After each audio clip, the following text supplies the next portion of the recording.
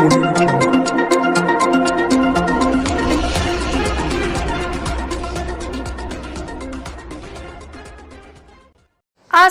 के मुजूरी इलाके में स्थित नेक स्क्रैप गोदाम में लगी आग। आग के बाद पूरे इलाके में अफरा तफरी का माहौल देखा गया। बताया जाता है कि इस स्क्रैप गोदाम में अचानक से आग लगा है। महज कुछ देर में ही इस आग ने पूरे गोदाम को अपनी चपेट में ले लिया।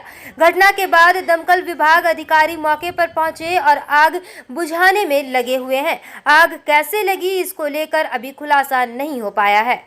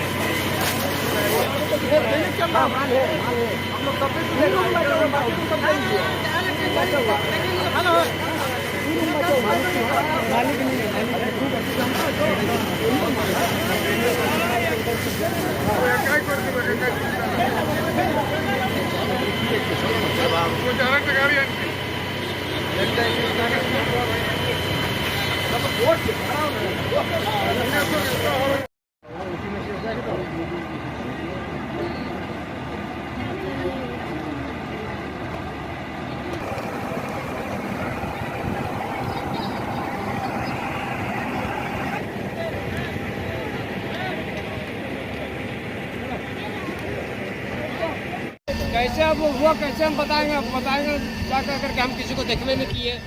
हाँ बाकी आग लगाया किया लगा नहीं।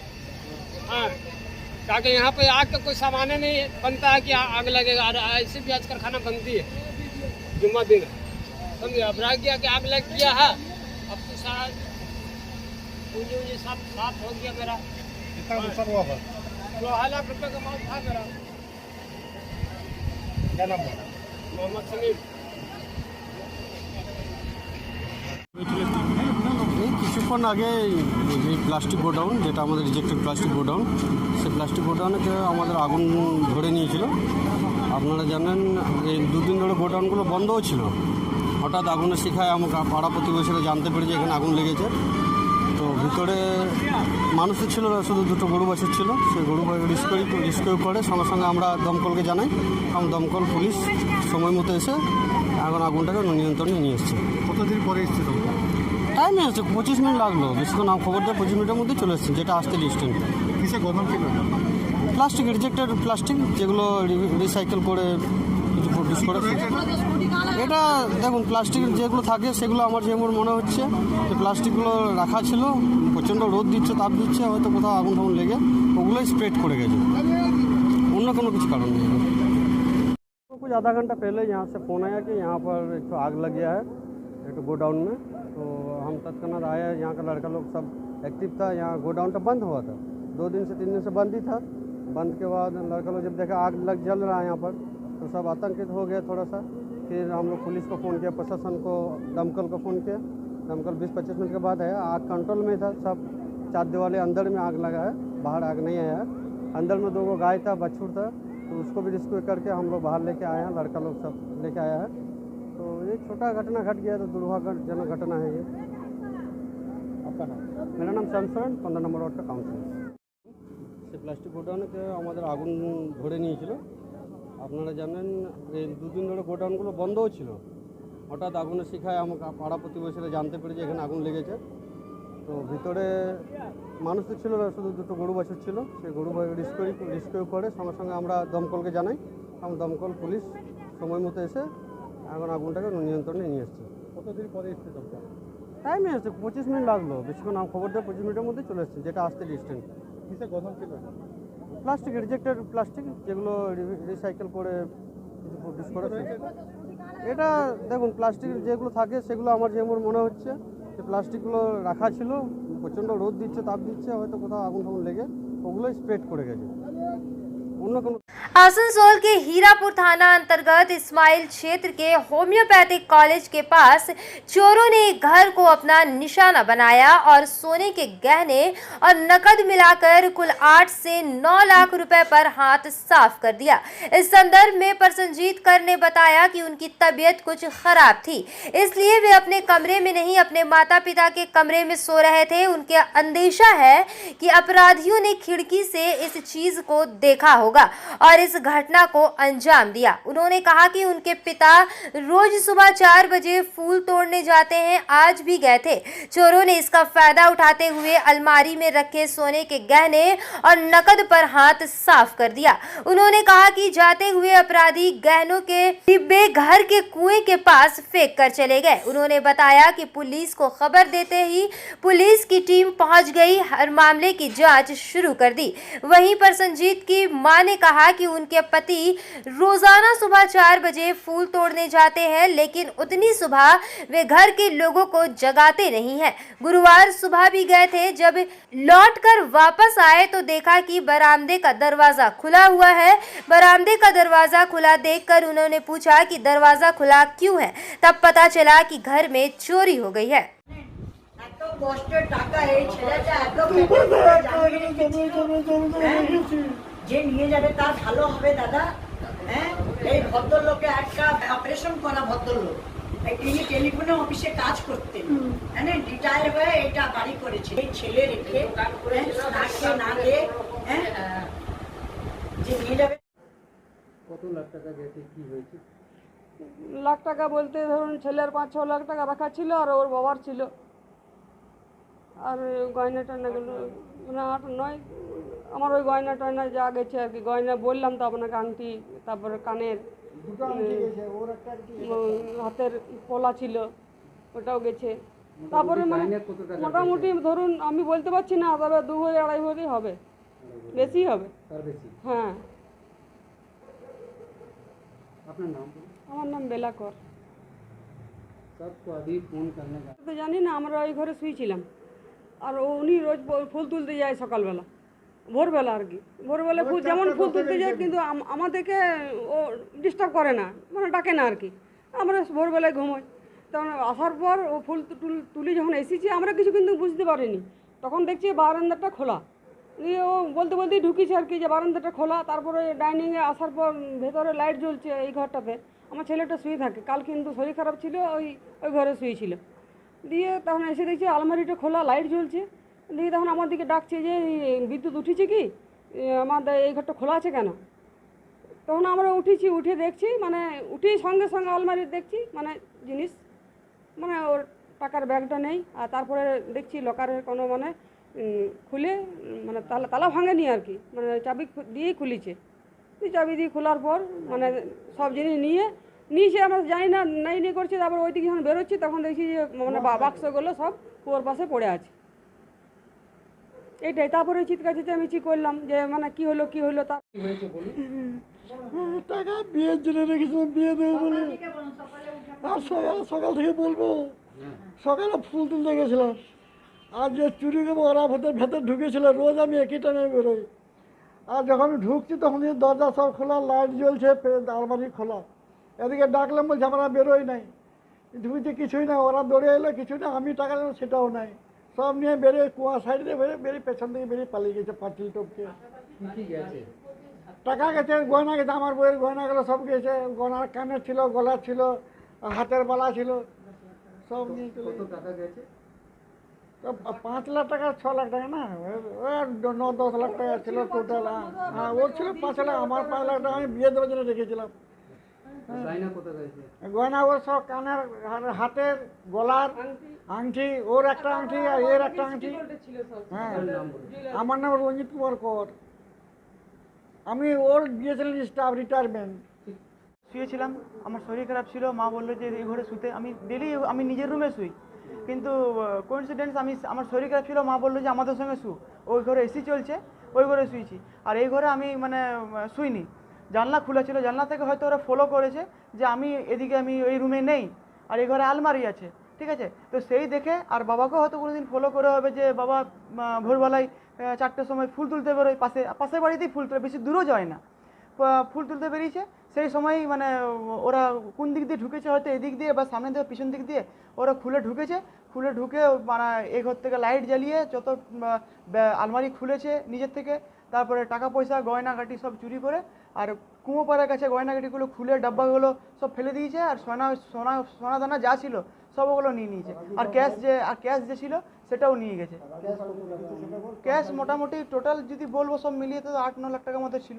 পাশের বাড়িতে দেখেছে যে ওখানে সকালবেলাকে টর্চ জ্বালাচ্ছে, কিন্তু সেও বুঝতে পারিনি যে ওরা ভাবছে যে আমরা এই ঘরের লোকের এই টর্চ জ্বালাচ্ছি বা কিছু কাজ করছি। কিন্তু যখন আমরা 15 মিনিট পর যখন হাল্লা করছি যে চুরি হয়ে গেলো, তখন মানে সবাই জানতে পারছি যে আমরা তো সকালে পাশের বাড়িতে বললো যে আমরা টর্চের আলো দেখেছি, ঠিক আছে। কিন্তু যতক্ষণ আমরা জানতে পারলাম ততক্ষণ তো পুলিশ মানে ততক্ষণ তো চোররা তো পালিয়ে গেছে। হ্যাঁ, পুলিশকে খবর দেওয়া হয়েছে, পুলিশ এসেছিল। তো পুলিশ সকালবেলায় তৎক্ষণাৎ এসেছিল, যতক্ষণ আমরা খবর দিয়েছি যত ইমিডিয়েট আসার দরকার এসেছে, খবর নিয়ে গেছে, লিখে টেকে নিয়ে গেছে। পুলিশেরাও চেষ্টা করছে বলছে, কিন্তু আমাদের এটাই আকাঙ্ক্ষা যে আমরা টাকাটা যাতে গয়নাটা ফেরত পাই। আমার নাম প্রসেনজিৎ কর। इस साल मार्च अप्रैल के महीने से ही प्रचंड गर्मी ने लोगों की जान आफत में डाल दी है। ऐसे में जरूरत के काम से घर से बाहर निकलने वाले लोगों को खासी दिक्कतों का सामना करना पड़ता है। ऐसे लोगों को राहत पहुंचाने के मकसद से सेंट क्रिस्टोफर मिशन स्कूल और इंडियन स्पोर्टिंग क्लब के सहयोग से हाटन रोड इलाके में राहगीरों को ठंडा शरबत पिलाने का कार्यक्रम किया गया। सेंट क्रिस्टोफर मिशन स्कूल के बच्चों ने आने जाने वाले राहगीरों को ठंडा शरबत पिलाया। इस भीषण गर्मी में ठंडा शरबत पीकर राहगीरों के चेहरों पर जो खुशी देखी गई वे अद्भुत थी। कार्यक्रम के दौरान टीएमसी नेता और पश्चिम बर्धमान जिला INTT यूसी अध्यक्ष अभिजीत घटक मुख्य अतिथि के रूप में उपस्थित थे। स्कूल के बच्चों और शिक्षकाओं की तरफ से अभिजीत घटक का फूलों का गुलदस्ता देकर स्वागत किया गया और उनकी बैज पोशी की गई। इस मौके पर अभिजीत घटक ने सेंट क्रिस्टोफर मिशन स्कूल और आसनसोल स्पोर्टिंग क्लब की तरफ से चलाए गए इस अभियान की सराहना की और कहा कि जिस तरह से इस प्रचंड गर्मी में लोगों को राहत पहुंचाने के लिए ये अभियान चलाया जा रहा है वे काबिले तारीफ है। खास करके इस अभियान में बच्चों के सम्मिलित होने पर उन्होंने दुगुनी खुशी जाहिर की और कहा कि बच्चों में सामाजिक जिम्मेदारी निभाने का भाव कम उम्र से ही डालना चाहिए ताकि आगे चलकर वे एक जिम्मेदार नागरिक बने।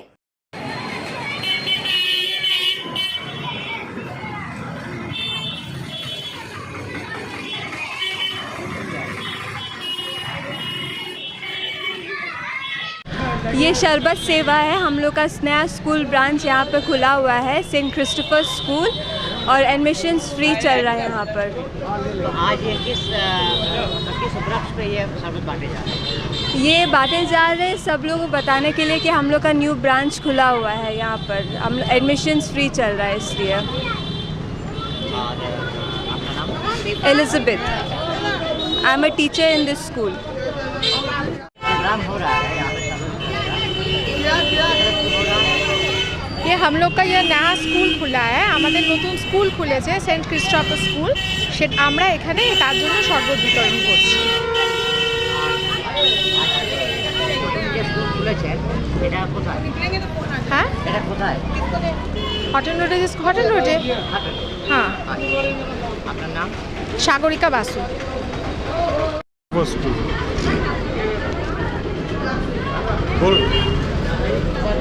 आज जो ये कार्यक्रम हो रहा है इसके बारे में क्या आप? देखिए, मैं धन्यवाद देना चाहता हूँ सेंट क्रिस्टोफर स्कूल के जितने भी स्टूडेंट्स हैं और जो टीचर्स हैं, मैनेजमेंट है, क्योंकि आसनसोल में इतना गर्मी आज हो रहा है पिछले कई दिनों से, तो लोगों का यहाँ पर जो शरबत डिस्ट्रीब्यूशन किया जा रहा है इसमें बहुत राहत मिल रहा है। लोग जो गुज़र रहे हैं इधर से उनको ये ठंडा शरबत से गर्मी से राहत मिल रहा है। तो ये सोशल जो काम आज सेंट क्रिस्टोफर स्कूल के बच्चे से लेके मैनेजमेंट सब कोई कर रहे हैं, ये बहुत ही अच्छा काम है और लोगों का साथ ये आज खड़ा हुआ है, लोगों का साथ दे रहे हैं। यही सबसे बड़ा बात है।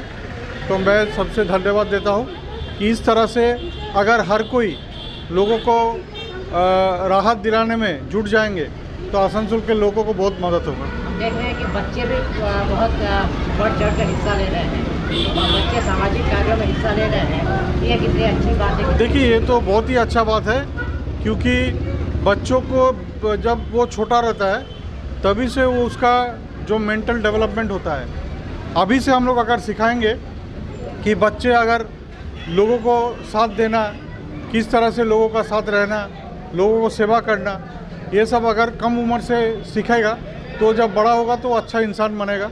लोगों को साथ, वो बड़ा जब होगा तब लोगों का साथ देने में और भी जुटेगा। तो इस तरह से कोई भी सोशल काम अगर हम बच्चों को शामिल करें तो उसमें बच्चों का जो मानसिक डेवलपमेंट है वो और भी अच्छा होगा।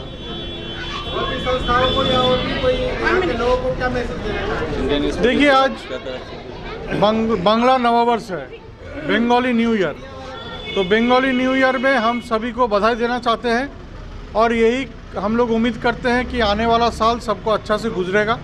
सभी को जो यहाँ पर है सभी का तरक्की होगा, सभी को सुख और शांति से, चैन और अमन से वो ज़िंदगी गुजारेंगे। आने वाले साल सबका बहुत ही अच्छा से गुजरे, यही मैं उम्मीद करता हूँ और सबको बधाई देता हूँ। आज रानीगंज के गुरुद्वारे में एक धार्मिक कार्यक्रम का आयोजन किया गया। आज ही के दिन गुरु गोविंद सिंह जी ने खालसा पंथ की स्थापना की थी। उसी के उपलक्ष्य में आज पूरे विश्व में इस दिन को पूरी श्रद्धा के साथ मनाया जाता है। इसी क्रम में रानीगंज गुरुद्वारे में भी इस दिन को मनाया गया। यहाँ दिल्ली से कीर्तन करने के लिए बंगाल साहिब गुरुद्वारे से जत्था आया था। हमारे सिख धर्म का बहुत ही बड़ा त्यौहार है, ये पर्व है जिसे बैसाखी के दिन मनाया जाता है। ये खालसा का जो श्री गुरु गोविंद सिंह जी महाराज जी ने जो खालसा पंथ की स्थापना की थी आज से करीब 220 साल पहले करीब, तो आज उसी का सृजना दिवस है। आज ही के दिन केशगढ़ साहब में गुरु गोविंद सिंह जी ने एक नया पंथ बनाया था जिसे खालसा, आज पूरी दुनिया खालसा पंथ के नाम से जानी जाती है। आज इसी खुशी में पूरे विश्व में आज हर गुरुद्वारे में, हर जगह में जहाँ पर भी सिख संगत रहती है वो गुरु पर्व मनाती है, अपने गुरु को याद करती है और उनके बताए हुए मार्ग पर चलने का हम लोग जो है यत्न करते हैं, ताकि जो गुरु साहब ने जो सोचकर एक हर जाति के लोगों को एक बाटे में अमृत छकाया था, चाहे वो किसी भी जात का हो, चाहे वो ऊंची जात का हो, चाहे वो नीची जात का हो, एक बाटे में एक पिता एकस के हम बालक, उनका संदेश दिया था।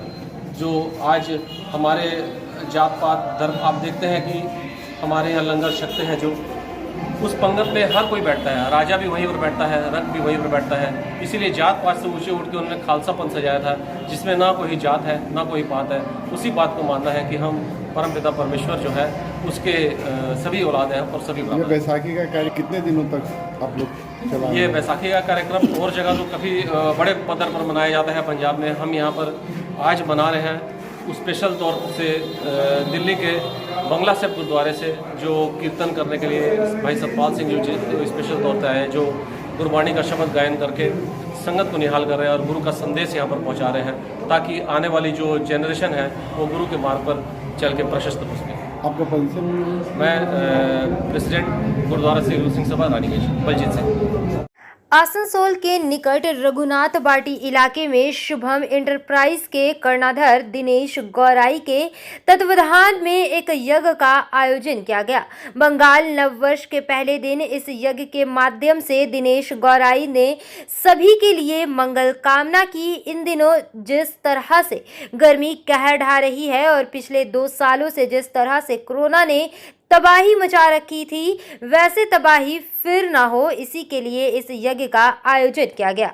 आसानसोल शुभम एंटरप्राइज যিনি কর্ণধার মিস্টার দীনেশ গড়াই, আজ ওনার সহযোগিতাতে উনি চাইছেন যে একটা আজকে নতুন দিনের শুভ সূচনা হচ্ছে নববর্ষের, সেই শুভ সূচনার সাথে সাথে যেভাবে দাবদাহ বেড়েছে আর বিগত বছরে যেভাবে ক্ষয়ক্ষতি হয়েছে বন্যাতে আসানসোলে, সেই ক্ষয়ক্ষতি থেকে যদি তার পুনরাবৃত্তি না হয় তার জন্য পূজা অর্চনার মাধ্যমে যে এখানে একটা যজ্ঞ আমরা আয়োজন করেছি।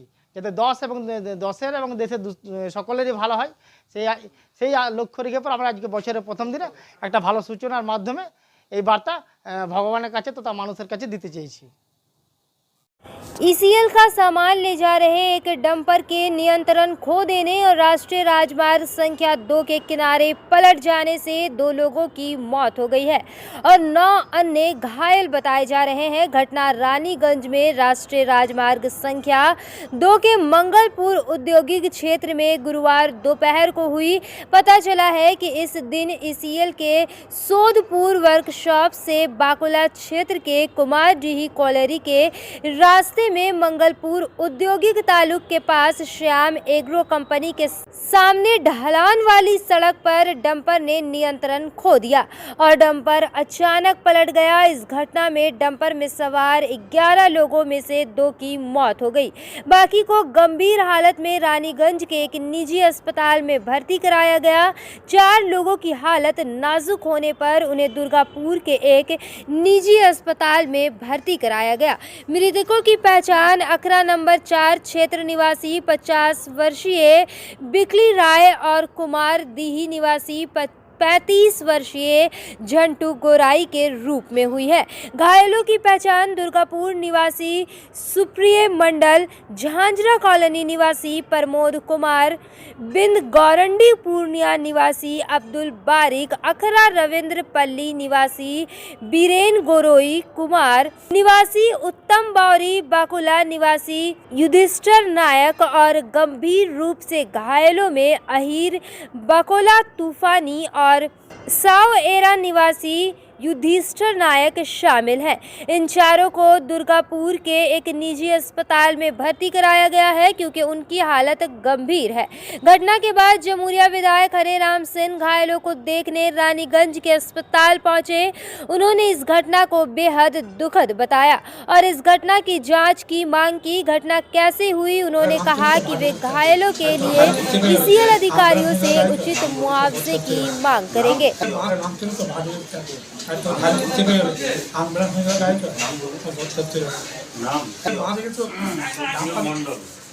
আজকে বাঁদিকে গাড়িতে আর বড় গাড়ি আসছিল, ওদিক দিয়ে গাড়ি আসছিল, এদিক থেকে আমি তো বাঁদিকে রোড দেখে আছি, আমি তো বাঁদিকে ধারে বাঁদিকে ধারে গাড়িতে ধারে চেপে গেছি, বাঁদিকে চাপা আমরা ঢাল ছিল।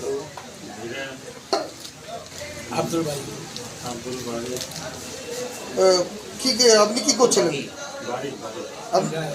ড্রাইভার আচ্ছা, গাড়ি দিকে টান মারে বাঁ দিকে, আমরা তখন বলি ড্রাইভারকে কন্ট্রোল করতে পারবো না, তখন আর গর্তের মধ্যে চলে গেল, গাড়িটা পাল্টে গিয়েছিল। মানে কোথা থেকে আসছিল, কোথায় যাচ্ছে?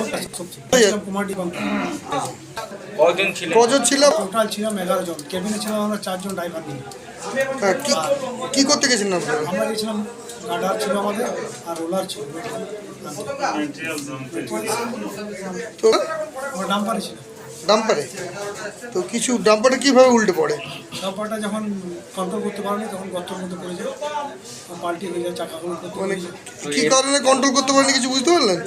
হ্যাঁ, এবার কি করে বলবো এটা বলো। তো 11 জনের মধ্যে কজন কি কিছু বলতে পারবো বলছে, বলতে দুজনের দুজন কি মারা গেছে বলতে পারছি না, এখন পজিশন আমরা তো নিয়ে গেছি, ওদিকে সিরিয়াস আছে, এখনো বলতে পারছি না। তো ড্রাইভারের অবস্থা কি রকম? কি নাম আপনার? আমার নাম বিশ্বনাথ নায়ক।